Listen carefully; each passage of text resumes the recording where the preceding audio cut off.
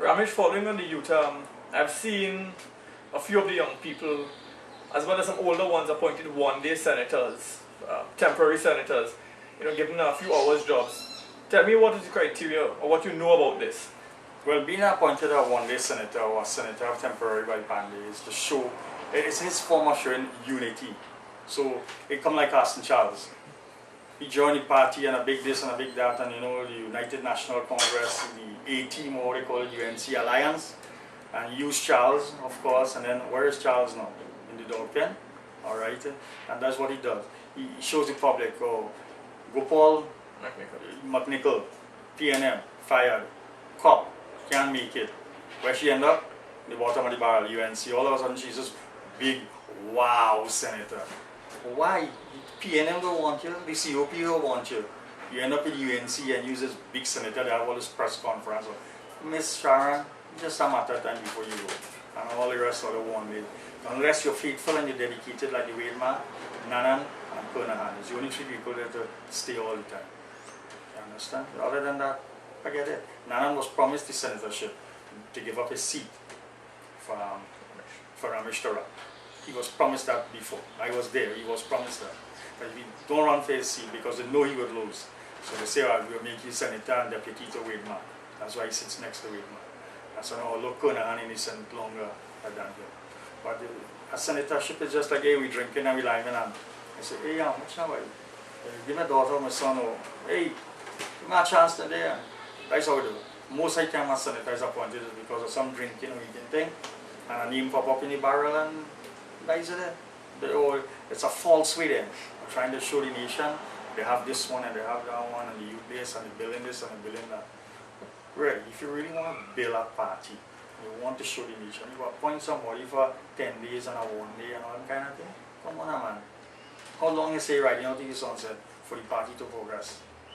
The sun is setting at all. You understand? Take it now, check it out, my people. Think about it. Why don't people at the balls stand up and talk? I don't know. I have no idea. But it's all I can do. I want to question you on yet somebody who is another close one to the voice, Senator Rahman. Tell me about him. I know, just you tell me about him. Well, you have a lot of words you could explain, Mr. Rahman. Some of them is duh, buh.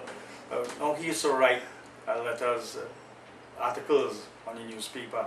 And if you Google up and you go back to all those articles, no matter what Pandey did, he supported Pandey. He used to write articles to support Pandey. So he got a senatorship for that. So he just to show you. What qualification does he have? Who is he? Where did he come from? Just check the newspaper and his support for Pandey, and because of that he was made a senator. That's it. So you're telling me then that if I really want to end up in the Senate, start writing letters about Pandey to the editor? Oh yeah, you just have to do something good for Pandey. You go tomorrow and you probably pass by his house, offer a little dar, and for a little flowers, or palm all around in your canteen, about 8 foot, and you send that right there, man. Just do what you want. Don't do like Wade man. Don't take away Mr. Mark's job from him, man. Shining that ass. Don't take away that. Can't say anymore. Let's go back to a little bit more to the happier times. Tell us about some of the time that you spent with the Pandey families and some of the things that you've done for them during your 5 year stint with them. Well, I've done a lot, but one of the most pressing times was doing Mr. Pandey's case. Oh, that time I would take from early o'clock till late, making sure papers reached to the courts. Mr. Anand Ramlochan could testify to that. You only had 2 minutes to reach from the opposition office across town to get a paper signed by affidavits. He said, anybody, I said, yeah, sure, I could get you there on time. Or to the court on time to get this thing or this affidavits here or there. Up and down during his case. I was the one who was there. I was the one who logged in around. The people, including Mr. Warner then, to making sure the bail get this and that. Everybody used to be loaded up. And I was there all the time during his case. You understand? Everything that took place in that case, his daughter riding up and down, whatever. You understand? I took them around. Now, Ramish, I still dealing with Mr. Pandey. We'll get into the other members of the family. Mr. Pandey is purporting that Mr. Warner has never taken bail for Mrs. Pandey. Mr. Warner never paid their salaries when they were ill for they were not being paid for the 8 months. for the 12 months, sorry, and during the 2018 situation. Tell us your knowledge on these issues, because you were side by side with Mr. Pandey. You know, how close was Mr. Warner and Mr. Pandey? And from your knowledge, what has transpired? That I think is what you use word absurd or ludicrous. Everybody should know that Mr. Warner did pay the salaries, and Mr. Warner carried the election, all the offices that had extra, the amount of hundreds of people that was on a payroll because of Mr. Warner. The country knows that. The only person that doesn't know it is Pandey. I guess it's because of his senility or something like that. The whole nation, the world by far, know Mr. Warner carrying the UNC.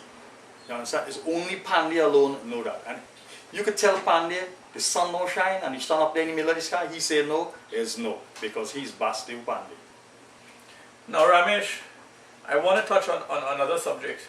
You know, many people talk about the woman behind the man is what often sends a man either crazy, makes him a great man, and so forth. From your aspect of things, tell me, Mrs. Pandey, give me some insight on her dealings with you, her dealings with Mr. Pandey and the family, and what you've seen, as well as her dealings with people politically. Well, Mrs. Pandey, I haven't had a massive amount of contact or great amount, but I'll tell you what, it is a fact Mrs. Pandey does run the UNC. There's no if and but, so maybe about that. I remember one time there was a little drinking up and eating up just before the lecture, and she was shooting off and balling on. You would manage this one, and I want this one in this constituency, and dictating a pace of who's to run where, and who's going to run where, and who would manage campaign, and all of that kind of stuff. So everybody knows. I think she sits at the table there and does nothing. She does everything behind the back. She does all the talking home, and on stage she has nothing to say. So Ramish, I mean, this is and excuse me, Mrs. Pandey can't come around me and tell me I don't know her. I taught Mrs. Pandey in primary school in TML. I told her that one night that it shocked her. I went to TML. I'm way ahead of Mrs. Pandey. You understand? I know her from Taruba, and I know her a long time. San Fernando I'm from. But I don't know all of a sudden where she got this power from. I know her in a different era. This power here is a different thing. But Ramish, you look younger than Mrs. Pandey by at least 20 years. You're telling me you taught the lady? Yeah. Primary school, you know, long ago, it had a little thing in school, the upper standard, we teach the ABC, that kind of stuff I'm talking about now. So I'm probably about 5 years older than that. Quite interesting, you know. Now, you know, I don't want to get into bacchanal too much, but yeah. I'm seeing the newspaper reports constantly, right? And I have been to one or two events and seen Mr., Mrs. and the junior Pandeys in a state of drunkenness where they can't walk out. Tell me about this. Is this true? Is this not true? Because this is something the public have been asking. Well, sir, this probably is not a time for swearing, but on this cancer that I'm dying with and sick with, and the most loved thing I have in this world is my grandson, and I would swear, they are always tight. They all drink. Mrs. Pandey, Michaela Pandey, Nicola Pandey, they all, shoot, I used to buy the Heineken beers. When we stopped to pick up Nicola Fernandez, we used to stop right across the road in the barn, pick it up and put it in the Prado. You understand? Many times I help them get into it or get out from it. So they are shocking. These things, it's not a shock to the world knows it, but you know, you could say it over and over and they could say no, but it's only they're lying or not. They're the only ones who could lie. Now, I want to continue on this trend because I remember being at an Angostura party where they were giving long service awards one night, and it was the most despicable display I had ever seen, where your good self and Wade Mark had to physically pick up Kamala Prasad Bisesa, Omar Pandey, and walk Nicola Pandey out because of they weren't even able to walk. Now, I want you to bring credence to that, because many people, if I say that, will say I'm just a bacchanalist and I'm looking for bacchanal. Yeah, that's a fact. That's a fact. Not just there. I remember in UNC Dollar Fentanyl, we had to do the same thing. You know what? They could sue me after this because I have long to live anyhow. But it is a fact. The nation should know. It is a fact. A pack of cigarettes from Siparia to the parliament and a bottle of Macatas or Heineken beers when she was rejected the political leadership to Saroj Ramlochan house where they drank till 4 o'clock in the morning, and I waited there. And then from there they left to go across to Mr. Warner's office where they party more. Listen, you could go on and on about a drinking fiasco. My grief with them is that why they never called after all I have done for them. You're not talking about a child, you're talking about a big man working tirelessly. You're talking about a man round the clock, and you could, my picture could go anywhere. Say, oh yeah, I know him with Pandey, oh I know him with Kamla, oh yeah, all the time, night, day, anywhere and everywhere. I'm not a child now, I'm a senior officer. And this is how I was treated.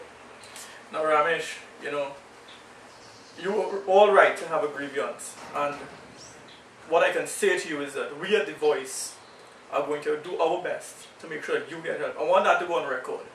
We're going to do our best, right?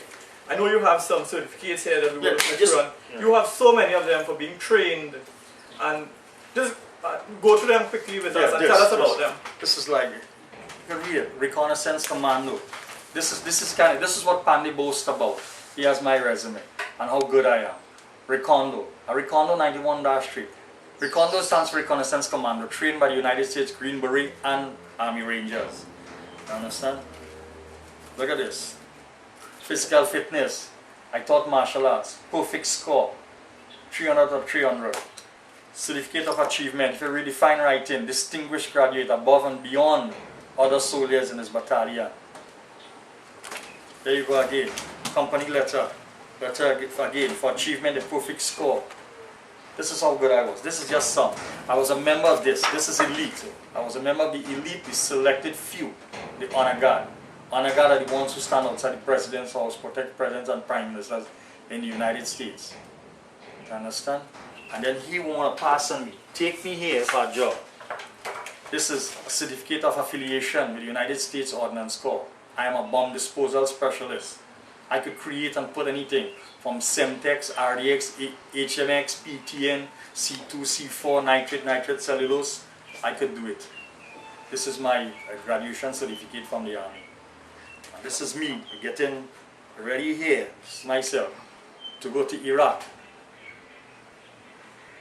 I was a recipient of the United States National Defense Medal for active during the last time I was in Iraq. You were brought back in to be a special advisor, and you worked tirelessly with the Pandey family, and now to do this.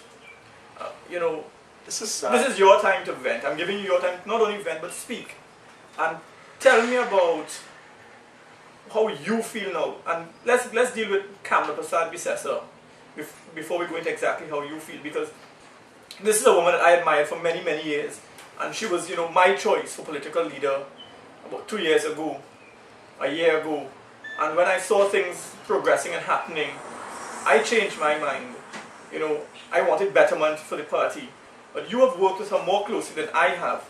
And you have supported her through thick and thin, through nights, through days, through drunkenness, through happy times, through bad times. Tell us about Kamla and your association with her, good, bad and ugly. I had a good relationship. I really, really and truly did love Mrs. Bisesa. As a human being, as a person, I really wanted to see her be the Prime Minister of Trinidad and Tobago. By God, I would have voted with 10 fingers if it counted, just for her to be the Prime Minister. I held her in the highest of esteem. My family did. And I always spoke highly of her. Well, as you go through life, you learn a lot about people when you are around people. Understand? And Mrs. Bisesa, if you ever see this, you know I kept some secrets for you. Some secrets, whether it be by the links on Mulchan Road, or other places like the Sunflower in Chase Village, Chabonas, and other places like Uncle Sam, 2, 3, 4 o'clock in the morning. And you know what is I talking about. I and you alone know about it. And we know who were there. I did. All you have to do was make one phone call and say, hello Ramish, you're alive, you're dead or something. You know my daughter lives right next to you in Pinal. She lives right there in your constituency. Never thank you. All the study was Pandey, wherever Pandey say Pandey. You're free to come to me because of Pandey. You yourself say that we need to get rid of Pandey. You yourself wanted to join Mr. Dukaran and was afraid. Only Suraj Ramlochan kept you back from joining with Mr. Dukaran. Nobody else but Suraj Ramlochan.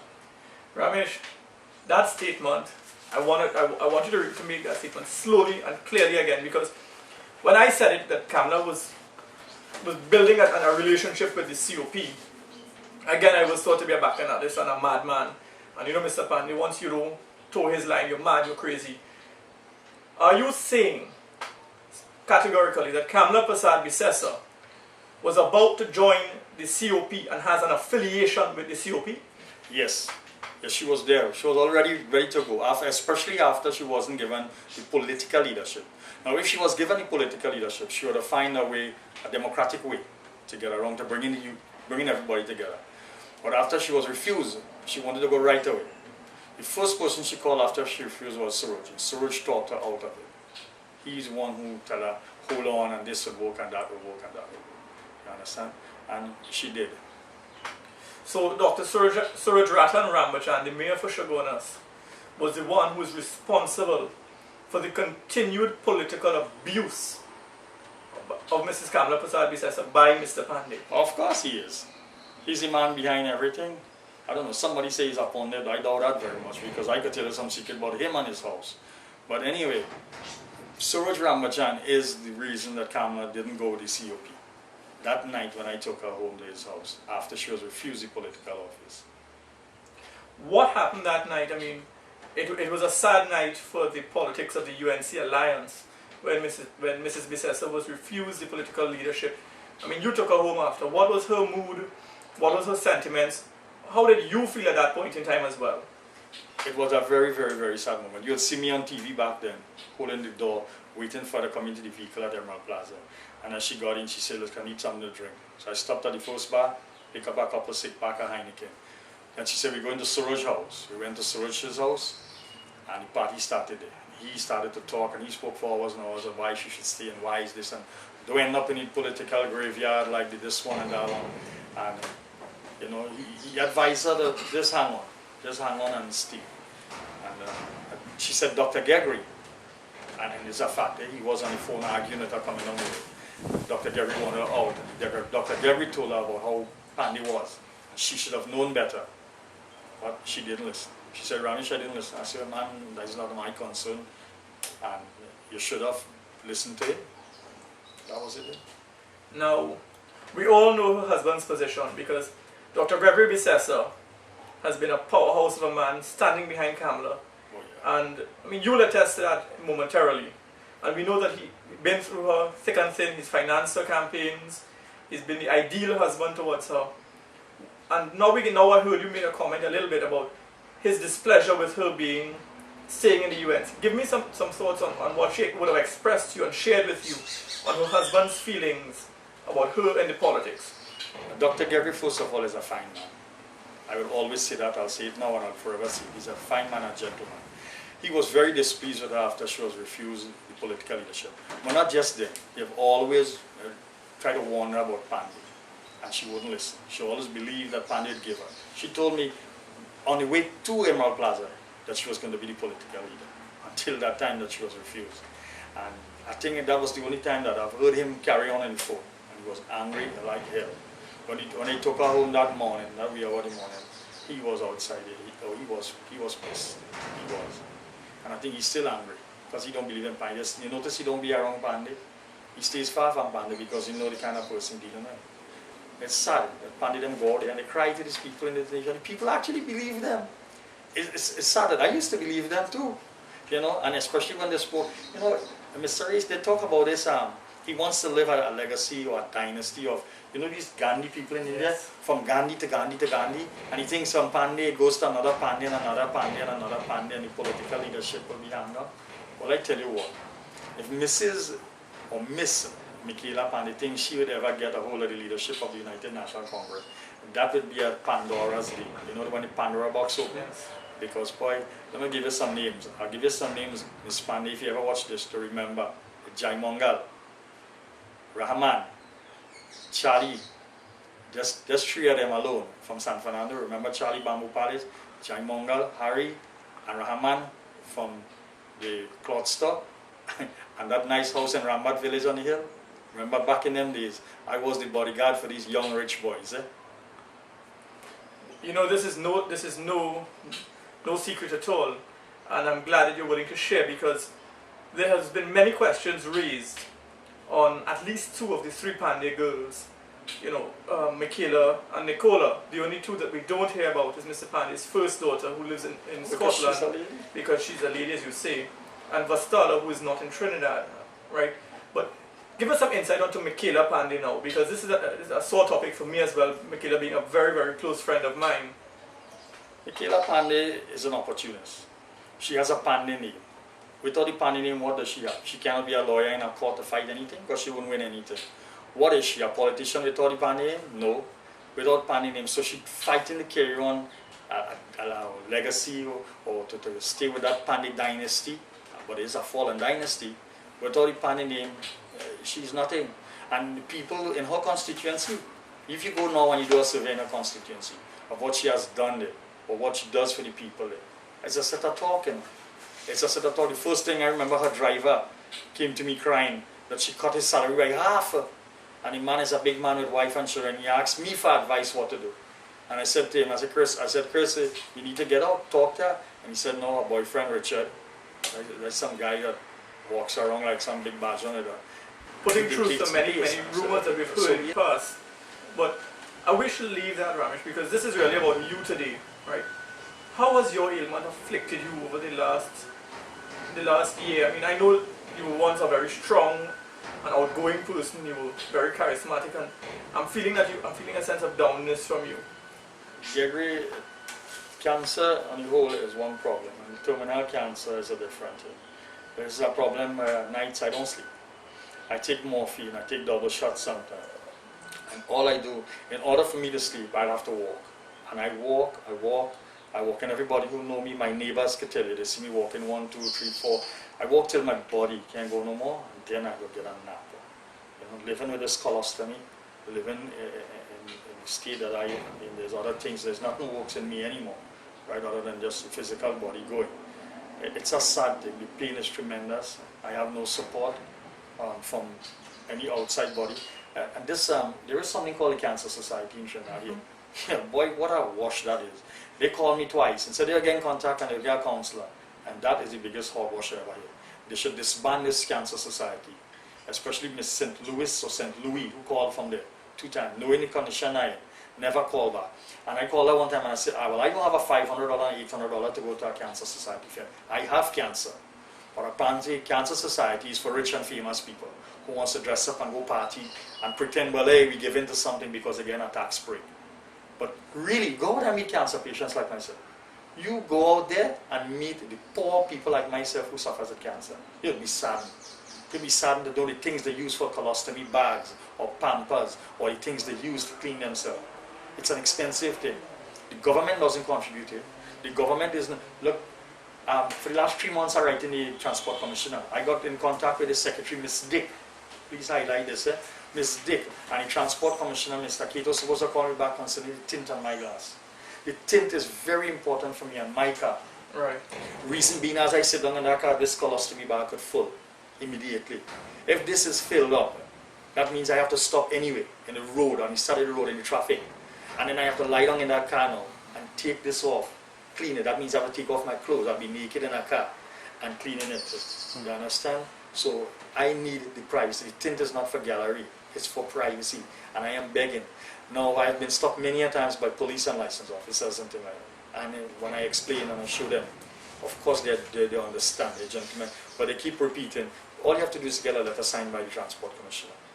And for 3 months now I'm trying to get hold of the man to no avail. Ramesh, what I will do is, I promise you here that I will, and the voice will, get in contact with Dr. Joe Lackey, who's the head of the Cancer Society, and we will start working on getting you some help.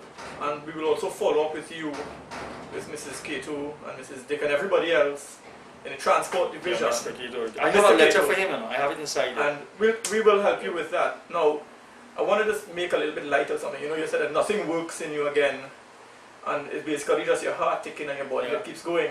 So then you and Pandey could be twins, because from what I understand, nothing works in him either. I don't want to be a twin with that man. Serious. I don't want to be a twin with that man. I'd rather die a lonely man than to be a twin with that man. If it takes us, and as you could see, I have my funeral tattoo on my back. I have my flag and I have my funeral plan. My daughter knows exactly what to do for my funeral. And I've made up my mind. I explained to her in detail what to do. And I am like this. This is not a talk. If it takes a sweat from Pandey's brow to help me now, I don't want it. from Kamla or... You know, I'm really lost for words, and I am not somebody who's lost for words. As you know, I am very, very talkative, right? And you have me feeling so sad and so down now. But I wanna press you a little bit further, and I hope you don't mind. You know, Mr. Pandey is known for making phone calls from all over the world to do different things, including fire people, hire people, give this one this, give that one that. Tell me, because I know I see you will be there. You were there when they were happening. What different phone calls do you know of, and what went on? Well, I'm always on the right-hand side of the fire. I would have been one of them. I remember he calling us. He called Oscar Ramlochan into the office one day and fired Oscar Ramlochan for no reason. Oscar Ramlochan was the communications specialist. Yes. Left a big man in tears. Over what reason? None. Because Mrs. Drayton wasn't getting along with Oscar. That's correct. Then he was in England. He called and he sent Gopi Singh and Wade Mark. You are the opposition leader. You want to fire somebody. You send Gopi Singh and Wade Mark and call in Ash Saigal, Indra Castillo into an office and fire them. Fire these people just like that. But what I mean, Ash and Indra, what was the reason for firing them? What was the modus operandi? They never gave no reason. They said the boss in England, he said fire them, give them a month's salary in advance, and they said send them over. They had no case to argue because he was in England. You understand? He had fired Margaret Mohammed. People who were forced to leave the job, like Nikki Manet, were forced to leave the job. They force people out of the job. It's either you run away from the job or they fire you. Or you put up with what they want you to put up with. You understand? And that's the bottom line. Now, I want to ask you a question, right? There is somebody else who is not even as close to the Pandays as you are, who has been diagnosed with cancer and who has been given a lot of leeway and has kept their job. I'm talking of none other than Leah Mathura. I'm sure you must know that Leah was diagnosed, and I only found out this through the grapevine. Now, I don't know what reason she has been able to keep her job and function, but maybe you could shed some insight onto that. First of all, Leah was hired as a communications specialist at the opposition office. Well, I want to take you a bet. You go to the opposition office, there's a logbook there, and see if you see Leah Mathura name in the logbook. You're employed by the opposition office and you have never been a day there. It's a free case, it's fraud. She collects her salary because she does underhand work for them. She do what they want and she collects her salary. It's just like Michaela Pandey was an attorney at the opposition office. How did she get the job? Was she ever in the office? No. Nobody never see her there. Narendra Lal Bihari, he was a lawyer at the opposition office. Anybody ever see him there? No. Never, ever. Check the logbook. There's a logbook where people have to sign in.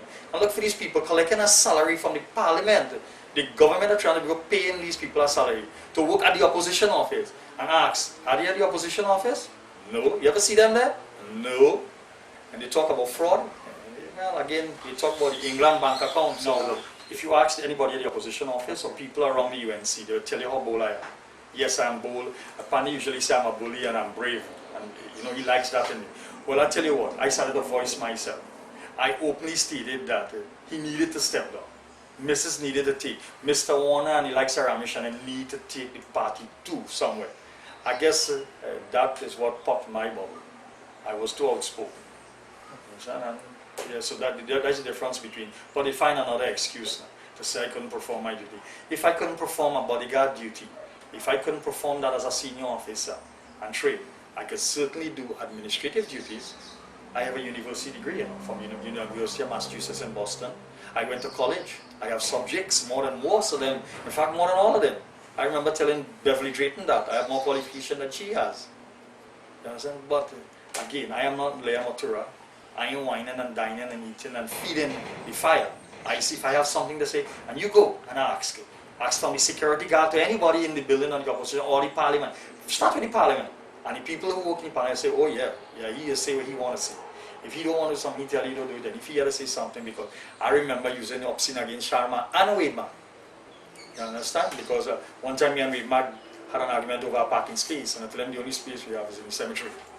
You understand? Because he tells himself he's the opposition leader. And I say, well, let me tell you something, Mr. Wade Mark. I am not shining Mr. Pandey's ass. You understand? Because anywhere he is, you right there. I stand in firm. I stand in for what I believe in. I am qualified to do what that I in the UNC party is persona non grata. I mean, Yeah. if there's a doctor who doesn't give out these blue pills at every executive meeting, none of them could stand firm. So we know that in fact, if you could do that and be at the same age as these guys, it outshines them. But Ramish, I want to take this interview into a lighter session now, and we're going to go into a party that what we will do is get into what people like to hear, the little culture and the bacchanal.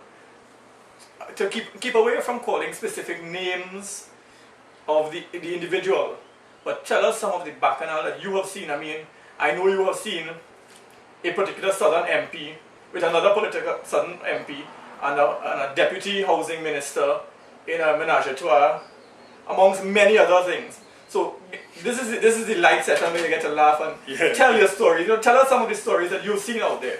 I'm glad you put it this way. It really tickled me. I was just getting to some pain, but it's sad when you see. I have mother, I have a daughter, I have sisters. It's sad when you see a member of parliament, a sitting member of parliament, telling another member of parliament, and there's a certain individual there who was a senator, you could take the man I done already. You understand? And I was standing there like, is this for real? I could put up with anything, Trust me, you could send 10 men with guns and I could take care of that. But that was something I wasn't prepared for. Let's hear an MP telling an MP about an ex-senator that you could take you could take him already. Yeah, boy, I tell you, and I just wanted the battle. I just wanted little things. And you go to the dances. Now, most of these young senators are hired. These women senators are hired because, again, I don't know how a person with education could sell themselves so short. I've seen it in the opposition office. Young women in the opposition office who MPs would come in, and there's a particular MP would come in and want to feel them up and play with them and pinch them.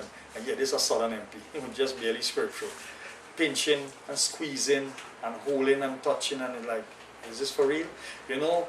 That woman endured so much. She had 2 kids. She endured so much with the politician. When she couldn't give in no more, they told her they was going to renew her contract, and she sold herself short by going to align with them. Only to find out that they didn't renew her contract because they didn't get enough of what they wanted. And that is how bad it is at the opposition office. You talk about culture and bacchanal. Culture and bacchanal, that's real. These things are real.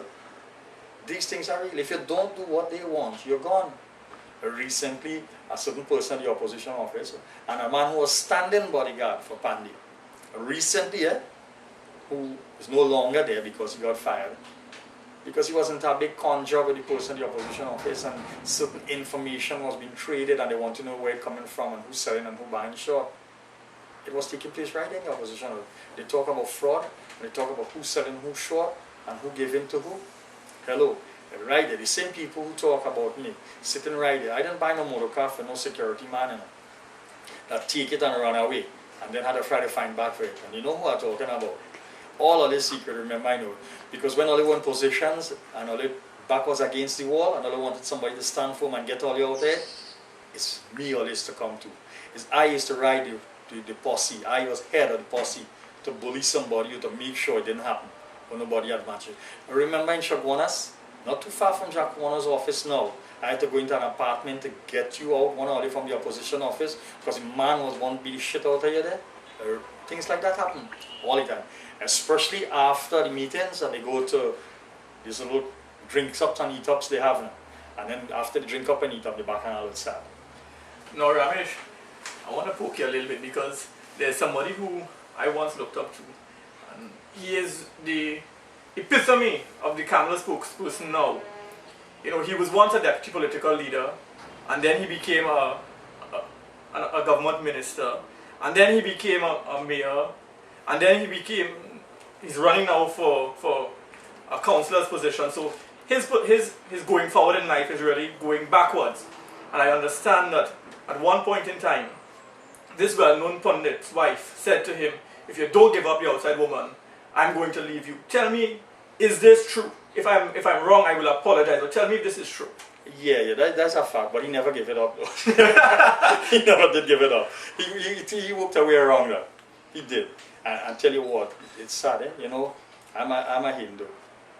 And I don't know if there's something in these fellas' karma or they'll pay for it. But beating your wife 6 o'clock in the morning is not a nice thing, And you can interview the maid. Because I've been to that house 6 o'clock in the morning, and you see a woman crying, a big woman. It's a very sad thing. And the maid is standing there, and she said, it's not I could do. And then you go on the radio, and you're demanding that people call you pundit. And check yourself. Now, Ramish, we continue with this trend. I want you to laugh a little bit. I want to cheer you up before I go. I understand that there's one Southern MP who's known for being found on Mayaro Beach with his secretary. There's another one who's known for being in beach houses with other MPs from St. Joseph and St. Augustine. And there's yet another MP who you touched on, another man of the cloth who had charged the Prime Minister of $30,000 for Kurma and loves to interfere with all these young girls, right?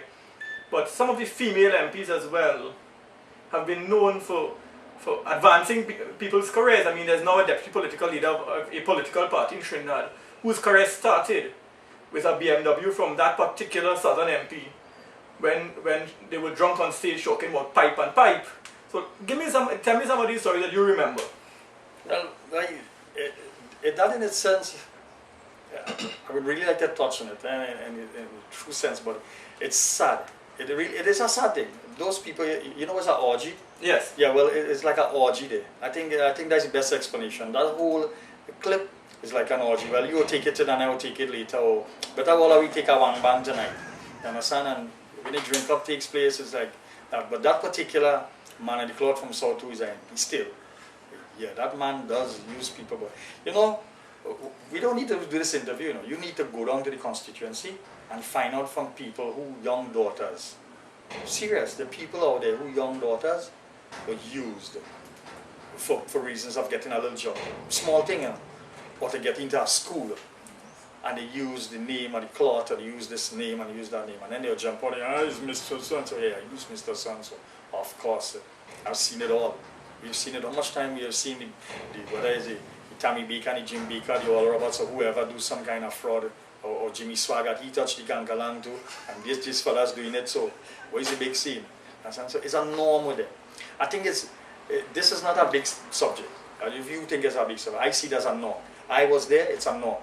The gathering when they're drinking and eating and who sleep with who and who play with who and who touch you, that is a norm. It is a very normal thing. So Ramish, I mean, to me it's something big because you know, I hold these people in high esteem, to use the norm, right? And it's really crazy to hear some of these stories. I do know of one very, very young Southern MP as well, who is on both sides of the road, so to speak. I mean, she has a boyfriend with a big gun that walks around and bullies people. Yeah. And she has a girlfriend who runs a particular arm of the UNC. Tell me, is that true? Yes, that is quite true. That is quite true. I don't know, you know that, but that's a fact. I didn't start it here, it started in England. But it's a fact, it came over here. That's a fact here. The fella there with the big gun, he just there with the big gun for the big gun. The big gun is run out of bullets. The female friend gun don't run out of bullets. Okay, good of reason. Yeah. But I can't contest that. I would only say something that I know for a fact. I know his daughters. I know Nyala and I know all the daughters. Well, Nyala's name should still. She's a very, she's a perfect lady. Mm-hmm. Yeah. And the sons and them, if everything, that should be real quiet somewhere. But the man, he plays himself. Of course he plays himself. I'm seeing him. Me and he come out already in certain things, alone. And he'd say, let me see who could get 5 hugs first from a woman. You know, them kind of small thing, and squeeze and I think, like I say, these things norm to them. It is a normal thing. Seeing things like that, like if you were there in Mulchan, Suchan Road by the Links a few nights, well, on different occasions during the election, or at Uncle Sam's in Taroba Junction, or Sunflower in Cheese Village. That's just to name a few of the places.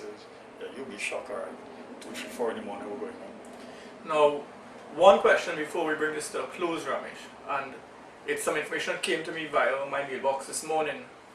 I understand that the Renzi complex does not belong to the Sugar Union. The Renzi complex, the deed for the Renzi complex, is actually in the name of one Bazio Pandey. Well, I've heard that many a times. I've heard that many a times. That is why he does what he does there. You understand? I guess that's one of the reasons that this fellow who in charge of the union, what's his name? Rudy Indar Singh does what Pandey wants. You know that Carney land that they promised, that the workers and Rudy had pushed when Christine Sade was there to sign and thing like that. I don't know if it's just me, but you all notice he got a big medal from the government. Yes, right after. What do you think he got that for? For style? He was told by Pandey what to do. He sent them out. The Indian want nothing again. You understand? They worth nothing. And that's how it ended up, you know. And Rudy will always, he does whatever Pandey says. A union, I don't see he as a union leader. I see him as a puppet for Pandey like the rest of them. The rest of them, especially, well, you know, the heads, the Weed Marks and this one and the that one and the that one. Now, my final question to you, Ramish, is that we all know Mr. Pandey's puppeteering. We all know of him always complaining and crying his long tales to the media about who has a deal with who. Something else came to my attention through my mailbox is that the political leader who was not elected of this party, Mr. Bazio Pandey, in fact has an accord and an accommodation and some sort of behind the scenes deal with old Uncle Patos to keep himself out of jail, to keep the UNC out of government, and the poor and the Indian people who support them wanting. As we wrap up, tell me about that. I believe that 100%. He does have a deal with the big man. He does have a deal with us for staying out at jail.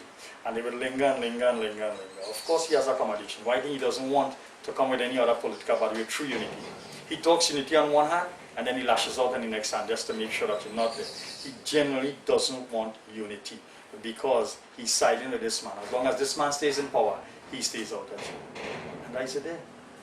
Ramish, you know, as we end now, I want to thank you very much for taking your time today to talk to us. Ramish, you know, I thank you very, very much for the time you've given us today. I know it may be hard for you, but as every interview comes to an end, you know, I have to give you your time to reflect. And it's an open forum for you now. No questions from me. Take as long as you feel.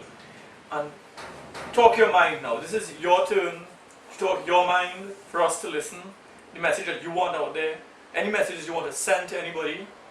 This is your time now before we put the final cap on this meeting here. Well, Jeffrey, first I want to thank you, the United Voice, for coming to me, for trying to enlighten people about me and talking the truth about me, what really happened. It's a good thing. I think we need more people like you all. The United Voice should be out there a lot more, and people should be more aware. Do some more publicizing so they'll be aware. Thank you very much for that. And I want to say a special thanks to Mr. Warner. This man is so busy, and he took his time out to come here, right here in my home, to visit me. You understand? And Mr. Ramish Lawrence Maras. They took their busy time, their schedule. They took a little time out of their busy schedule to visit me. And on top of that, they have their secretaries or somebody always there calling, whether it's Miss Christine Osine or Ann Duki or whoever, calling to say, hey Ramish, you need this, is there anything you'd like to have, could we do this for you? Just the support is so grateful. Richard Hussain, and you know, and you, the voice, always asking me if there's anything we could do, and you said you would assist me more to get in contact. And again, I appreciate it. I want to say thank you very much to the voice, and the United Voice, and Mr. Warner and Mr. Marat. And this is not because they're just doing something for me, you know. They're there for me. They are there. This is not a myth. If Pandey and them were here, I would have been saying the same thing about them. You, the voice, here. Mr. Warner has been here and is here for me. Mr. Ramish Lawrence Maharaj is here. Mr. Gypsy Peters is here for me. You understand? It's not a myth. They are here. And they are there at one phone call away if something needs to be done.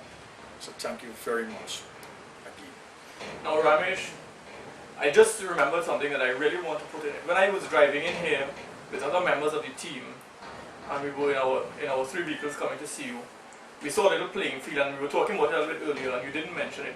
Go ahead and send out your message now. Well, in this Kufa North constituency, as you know, it's a struggling place. It's not the people are no upper class, and there's a lot of youths outside here, and they're yearning to play the little football and the little cricket and try to reach out. And I spoke to Mr. Warner concerning assisting the Kufa North constituency, the same way I assisted before. I might not be able to go out and teach martial arts, something like that, but I could certainly coordinate a little football and win ball, cricket and basketball in the Kufa North, because there are people here who born here, live here all their life and never see Master Pandey here. They've never seen him walk these streets. and said this is his constituency, and I live here, and I want to do something. And Mr. Mona assured me that we'll do something for the constituency, as small as it is. If it's just come out self and give a physical appearance, just a support to throw a ball out or something. But they need something, because nobody comes around here to assist. This is his constituency year after year after year after year, and they need to see somebody. And people have faith in Mr. Mona because of his sports lighting and this and that, and he genuinely helps people. And I've spoken a lot of the youths, and they're looking forward to seeing him. But Ramish, what I will do is I will give you the commitment here again, and I will reiterate the commitments that the United Voice has made to you. We at the United Voice will do the following for you. One, we will ensure that your letters to the Transport Commissioner are received, and we will follow up on your behalf and along with you to get that matter sorted out. Two, we are going to start to try our best to encourage people to get in contact with you and to help you out, because we know that you need us, all the viewers out there who viewed with us. This is your time now to get involved and to help. Get involved and help Ramish Ramlochan in his plea and his plight. Help the United Voice and help yourselves get free from the millstone that now runs the UNC. Help us to bring the change process to fruition. Your comments are welcome, and we encourage them.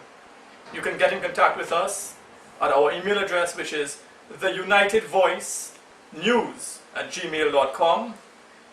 Once you write to us there, we will tell you how to get in contact with Mr. Ramlochan. We will not accept monetary gifts. He will do that. We will give you his phone number with his blessing, and you can make contributions to him. I am calling on some of my friends who I know view this who are doctors to come forward and help Mr. Ramlochan. And I'm calling on the lawyers out there, my friends as well. I'm calling on you now to pick up this case.